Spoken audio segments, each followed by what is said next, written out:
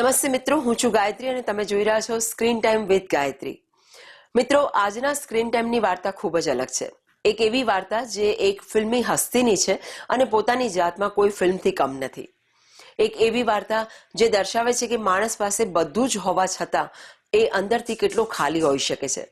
બોલિવૂડનો એક એવો ચહેરો જ્યારે એ પડદા ઉપર આવે છે ત્યારે લોકો તેને બાબા કહે છે.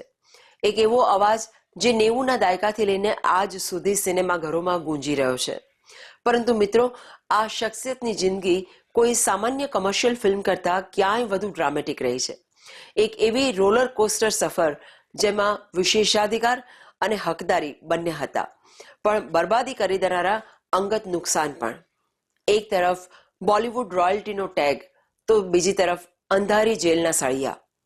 એક તરફ આલિશાન પરિવાર તો બીજી તરફ નશાની એક એવી દલદલ જ્યાં માણસ પોતાનું બધું જ ગુમાવી દે છે.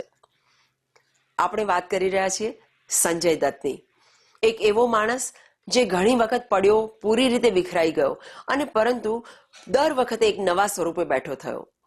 આજે સ્ક્રીન ટાઈમ વિથ ગાયત્રીના આ સંજુ બાબા સ્પેશિયલ પાર્ટ 1માં આપણે બાબાની જિંદગીના એ શરૂઆતના પાના ખોલીશું જ્યાંથી તેમનો આખો વિદ્રોહ શરૂ થયો હતો. એ સત્ય જે તેમની બ્લોકબસ્ટર ફિલ્મોની પાછળ છુપાયેલું હતું અને તેમની માતાનું એ છેલ્લું દર્દ જે તેમને હંમેશના માટે બદલી ગયું. જન્મ અને અનોખા નામની વાર્તા. સંજય દત્ત ઉર્ફે બાબાની આ દાસ્તાનની શરૂઆત થાય છે 29 જુલાઈ 1959ના રોજ મુંબઈના એક એવા આલિશાન ઘરમાં જ્યાં બોલિવૂડના બે સૌથી મોટા સિતારાઓનું રાજ હતું. પિતા સુનિલ દત્ત જે માત્ર એક મહાન અભિનેતા જ નહોતા પરંતુ દેશના એક ખૂબ જ સન્માનિત અને પ્રામાણિક રાજનેતા હતા, અને માતા નરગિસ દત્ત જેમની એક મુસ્કાન પર આખો દેશ ફિદા હતો. સંજય બલરાજ દત્તનો જન્મ જ એક એવા પરિવારમાં થયો હતો જેને બોલિવૂડની રોયલ ફેમિલી કહેવામાં આવતી. પરંતુ શું તમે જાણો છો કે તેમના આ નામ સંજય પાછળ એક ખૂબ જ અનોખી અને રસપ્રદ વાત છે. આ નામ તેમના માતા પિતાએ એકલા કે બંધ રૂમમાં નહોતું પસંદ કર્યું. એ સમયમાં ઉર્દુ ફિલ્મ જગતનું સૌથી મોટું અને પ્રખ્યાત મેગેઝિન શમા હતું. નરગિસજી અને સુનિલ દત્ત સાહેબે આ મેગેઝિન દ્વારા પબ્લિક ક્રાઉડ સોર્સિંગનો એક પ્રયાસ કર્યો. તેમણે દેશભરના વાચકો પાસે નવા નામ માટેના સૂચનો માંગ્યા. નરગિસજીએ જાહેરમાં વચન આપ્યું હતું કે જે કોઈનું પણ સૂચવેલું નામ પસંદ કરવામાં આવશે તેને તેઓ પોતે પોતાનો એક ઓટોગ્રાફ વાળો ફોટો અને પર્સનલ લેટર મોકલશે. અને આ રીતે હજારો નામોમાંથી એક નામ પસંદ કરવામાં આવ્યું, સંજય. બાળપણનું અપહરણ અને બોર્ડિંગ સ્કૂલનો દોર. સંજયનું બાળપણ જેટલું આલિશાન હતું, ડ્રામા તેમની જિંદગીમાં એટલી જ નાની ઉંમરે શરૂ થઈ ગયો હતો. વાત છે વર્ષ 1963ની, જ્યારે સંજય માત્ર 4 વર્ષના હતા. તેમના પિતા સુનિલ દત્ત પોતાની મહત્વાકાંક્ષી ફિલ્મ મુઝે જીને દોનું શૂટિંગ કરી રહ્યા હતા. એક દિવસ સેટ પરથી અચાનક આ નાના બાળકને કિડનેપ કરી લેવામાં આવ્યું. આખું યુનિટ અને ફિલ્મ ઇન્ડસ્ટ્રીમાં તો હોબાળો મચી ગયો હતો. સુનિલ દત્ત સાહેબના પોલીસ કનેક્શન અને તેમની પ્રતિષ્ઠાને કારણે સદનસીબે સંજયને કોઈ પણ નુકસાન વગર સુરક્ષિત પાછા સોંપવામાં આવ્યા. પરંતુ આ અકસ્માત તેમની જિંદગીમાં આવનારા તોફાનોનું એક નાનું ટ્રેલર હતું. આ ઘટના પછી તેમના પિતાએ નક્કી કર્યું કે સંજયને શહેરની ચકાચૌંધથી દૂર રાખવો જરૂરી છે. તેમને હિમાચલ પ્રદેશની પ્રખ્યાત boarding school the Lawrence school Sanawar મોકલી દેવામાં આવ્યા. બોર્ડિંગ સ્કૂલના એક કડક વાતાવરણમાં સંજયની અંદરનો બળવાખોર ધીમે ધીમે જાગવા લાગ્યો. ગ્લેમરસ પરિવારનું બાળક હોવા છતાં સંજય એકલતા અને દબાણનો શિકાર બની રહ્યા હતા. નશાની શરૂઆત અને ફિલ્મ રોકીનું લોન્ચિંગ. માત્ર 9 વર્ષની ઉંમરે તેમણે છુપી રીતે સ્મોકિંગ શરૂ કરી દીધું. અસલમાં જ્યારે તેમના પિતા સુનિલ દત્ત પોતાના ઘરે મોટી મોટી બોલિવૂડ પાર્ટીઝ રાખતા હતા ત્યારે ત્યાં આવનારા મહેમાનો જે સિગરેટના સળગતા બટ્સ છોડીને જાય એ સંજય તેમને જોઈને બહુ ફેસિનેટ થતા. તેઓ એ નાના બચેલા બટ્સને ઉઠાવીને છુપાઈને પીતા હતા. એક દિવસ સુનિલ દત્ત સાહેબે તેમને જોઈ લીધા અને તેમની ખૂબ જ નિર્દયતાથી ધોલાઈ કરી. પરંતુ આ આદત તેમની નસોમાં એ કદર બેસી ગઈ હતી કે આગળ જતા આ સિગરેટ એક અત્યંત ભયાનક ડ્રગ એડિક્શનમાં બદલાઈ ગઈ. બોર્ડિંગ પછી જ્યારે તેઓ મુંબઈથી એલ્ફિન્સ્ટન કોલેજમાં આવ્યા ત્યારે તેમનું હિલચાલ, તેમનું સર્કલ બધું જ બદલાઈ ગયું હતું. વર્ષ 1971માં સંજયે માત્ર 12 વર્ષની ઉંમરે પોતાના પિતાની ફિલ્મ રેશમા ઓર શેરામાં બાળ કલાકાર તરીકે એક નાનો રોલ પ્લે કર્યો, જેમાં તેઓ એક કવ્વાલી સિક્વન્સમાં દેખાયા હતા. પરંતુ તેમનું પ્રભાવશાળી કમર્શિયલ લોન્ચિંગ વર્ષ 1981માં ફિલ્મ રોકીથી થયું. સુનિલ દત્ત સાહેબ આ ફિલ્મને લઈને ખૂબ જ સિરિયસ હતા. તેઓ પોતે આ ડાયરેક્ટ કરી રહ્યા હતા અને પોતાની આખી જાન તેમણે સંજુને સ્ટાર બનાવવામાં લગાવી દીધી. આખી ઇન્ડસ્ટ્રી આ નવા આકર્ષક, ઊંચા અને સ્ટાઇલિશ છોકરાને જોવા માટે બેતાબ હતી. માતાનું નિધન અને એડિક્શનનો ડાર્ક ફેઝ. પરંતુ કિસ્મત તેમને તેમની જિંદગીનો સૌથી મોટો અને બરબાદ કરી દેનારો ઘા આપવા જઈ રહી હતી. ફિલ્મના ગ્રાન્ડ રિલીઝના બસ થોડા જ દિવસો પહેલા 3 મે 1981ના રોજ તેમની માતા નરગિસનું પેન્ક્રિયાટિક કેન્સરને કારણે નિધન થઈ ગયું. સંજય પોતાની માતાની સૌથી વધુ નજીક હતા. માતા સાથે સંજયનો લગાવ કંઈક એવો હતો કે તેઓ અંદરથી તૂટી ગયા. માતા નરગિસ તેમને એટલો પ્રેમ કરતા હતા અને તેમના ઉપર એવા આશીર્વાદ હતા કે જ્યારે સંજય પોતાની જુવાનીના દિવસોમાં મોડી રાત સુધી પાર્ટીઓ કરતા અને નશામાં રહેતા, ત્યારે નરગિસજી હંમેશા સુનિલ દત્ત સાહેબ સામે તેમનો બચાવ કરતા. તેઓ જૂઠું બોલી દેતા કે સંજુ ઘરે જ છે અને સૂઈ રહ્યો છે. માતાનું આ રીતે ચાલ્યા જવું સંજય માટે એક એવો સાયકોલોજીકલ સેટબેક હતો જેનાથી તેઓ પૂરી રીતે ભાંગી પડ્યા.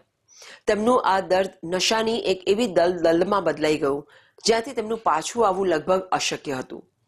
ફિલ્મ રોકીના શૂટિંગ અને તેના રિલીઝ પછીના સમયગાળા દરમિયાન સંજય ગંભીર ડ્રગ એડિક્શનના શિકાર બની ચૂક્યા હતા. એકવાર તો એવું બન્યું કે કાશ્મીર શેડ્યુલના શૂટિંગ માટે જતી વખતે તેઓ પોતાના શૂઝની અંદર અંદાજે 1 કિલો હેરોઇન છુપાવીને ફ્લાઇટમાં ટ્રાવેલ કરી રહ્યા હતા.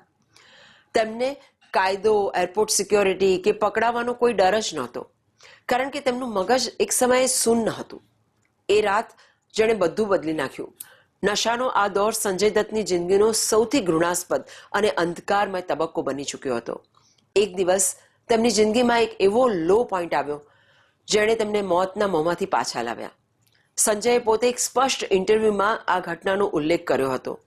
તેમણે જણાવ્યું હતું કે એક રાત્રે તેમણે એટલી ભારે માત્રામાં હેરોઇન અને આલ્કોહોલનું સેવન કરી લીધું હતું કે તેઓ પોતાના રૂમમાં બેહોશ થઈ ગયા હતા. લગભગ 2 દિવસ સુધી કોઈ પણ ભાન વગર ઊંઘતા રહ્યા.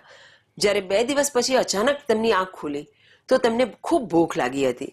તેમણે પોતાના એક નોકરને અવાજ આપ્યો અને ખાવાનું માંગ્યું. જ્યારે એ નોકર તેમના રૂમમાં આવ્યો ત્યારે એ સંજયને જોઈને ધ્રુસકે રોવા લાગ્યો. સંજયે આશ્ચર્યથી પૂછ્યું કે તું કેમ રડી રહ્યો છે? તો એ નોકરે કહ્યું કે બાબા, તમે પૂરા 2 દિવસ પછી ભાનમાં આવ્યા છો. તમે બેહોશ પડ્યા હતા. આખું ઘર રડી રહ્યું હતું અને બધાને લાગ્યું કે તમે મરી ગયા છો. સંજયે જ્યારે બાથરૂમના અરીસામાં પોતાનો સૂજેલો પફી ચહેરો જોયો તો તેઓ અંદરથી કાંપી ગયા. તેમને અહેસાસ થયો કે તેઓ મોતના કેટલા નજીક ઊભા છે. તેઓ તરત જ પોતાના પિતા સુનિલ દત્ત પાસે ગયા, તેમના પગમાં પડ્યા અને રડતા રડતા કહ્યું કે પાપા, મને બચાવી લો, હું મરવા નથી માંગતો. સુનિલ દત્ત સાહેબે એક પણ મિનિટ ગુમાવ્યા વગર વર્ષ 1984માં તેમને ટેક્સાસમાં યુએસના એક પ્રખ્યાત રિહેબ સેન્ટરમાં મોકલી દીધા, જેથી તેમની સારવાર થઈ શકે. ટીના મુનીમ સાથે સંબંધ અને બ્રેકઅપનું દર્દ. સંજય દત્તની રોમેન્ટિક જિંદગી પણ એટલી જ કરિયરની જેમ જ ખૂબ જ વોલેટાઇલ રહી છે. તેમનો પહેલો મોટો અને સાચો સંબંધ તેમની બાળપણની દોસ્ત અને રોકીની કો સ્ટાર ટીના મુનીમ સાથે હતો. બંને એકબીજાને ખૂબ પ્રેમ કરતા અને વાત લગ્ન સુધી પહોંચવાની હતી. પરંતુ સંજયની અતિશય ડ્રગ્સની આદત, તેમના હિંસક મૂડ સ્વિંગ્સ અને નશામાં ધૂત રહેવાને કારણે ટીનાએ ધીમે ધીમે તેમનાથી અંતર બનાવી લીધું. આ બ્રેકઅપ ભારે કડવાશ સાથે ખતમ થયું. બ્રેકઅપ પછી ગુસ્સા અને નશામાં પાગલ થઈને સંજયે એક રાત્રે પોતાના પાલી હિલવાળા ઘર પર પોતાની ગન ઉઠાવી અને હવામાં સતત ગોળીબાર કરી દીધો. ત્યાં અફરાતફરી મચી ગઈ. લોકો ડરી ગયા. સંજય બિલકુલ ભાન ખોઈ ચૂક્યા હતા અને ત્યાં લાગેલી એક કાંટાળી તારને બંને હાથથી પકડીને જમીન પર બેસીને રડી રહ્યા હતા. તેમના હાથ લોહી લુહાણ હતા અને તેઓ દર્દમાં ટીનાનું નામ બૂમો પાડી પાડીને લઈ રહ્યા હતા. આ અકસ્માતે દર્શાવી દીધું કે તેમની માનસિક અને ભાવનાત્મક સ્થિતિ કેટલી ખરાબ ચાલી રહી હતી. મિત્રો, ટેક્સાસના રિહેબમાં વર્ષો વિતાવ્યા પછી સંજય દત્તે ડ્રગ્સને હંમેશ માટે છોડી દીધું અને એક નવી બોડી, નવા જોશ સાથે બોલિવૂડમાં પાછા ફર્યા. તેમણે વિચાર્યું હતું કે હવે તેમની જિંદગી પાટા ઉપર આવી જશે, પરંતુ કિસ્મત તેમના માટે એક એવો કાળો તોફાન લઈને આવી કે જેની સામે તેમનું આ ડ્રગ એડિક્શન ખૂબ નાનું લાગવાનું હતું. એક એવી કોન્ટ્રોવર્સી જેમાં તેમના પર દેશદ્રોહ અને આતંકવાદનો ટેગ લાગવાનો હતો. તેમના લગ્ન, માધુરી દીક્ષિત સાથે તેમનું અફેર અને 1993ના મુંબઈ બોમ્બ બ્લાસ્ટની એ કાળી રાત. આ બધું આપણે જોઈશું સ્ક્રીન ટાઈમ વિથ ગાયત્રીના આગામી એપિસોડ એટલે કે સંજુ બાબા પાર્ટ 2માં. આપને બાબાની જિંદગીનો આ શરૂઆતનો બ્રેકડાઉન કેવો લાગ્યો? તમારા વિચારો કમેન્ટ્સમાં જરૂરથી લખજો. વિડીયોને લાઇક અને શેર કરો અને ચેનલને સબસ્ક્રાઇબ કરવાનું ના ભૂલતા, નહીં તો તમે પાર્ટ 2 મિસ કરશો. હું છું ગાયત્રી, મળું છું આપને આગામી એપિસોડમાં. ત્યાં સુધી નમસ્તે.